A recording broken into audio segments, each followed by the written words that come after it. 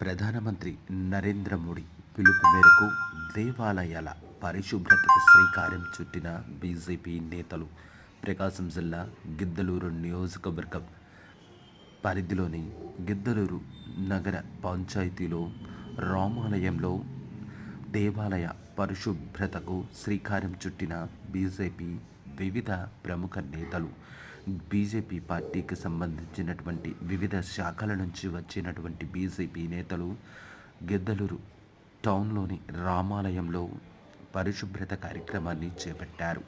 రామాలయంలో వద్ద పరిశుభ్రంగా చేసి రాములవారి ఆలయంలో రాములవారి ఆలయం వద్ద ఉన్నటువంటి మురికిని తొలగించి శుద్ధి గావించారు. జై శ్రీరామ్ అంటూ నినాదాలు చేస్తూ ఈ కార్యక్రమాన్ని బీజేపీ నేతలు చేపట్టారు.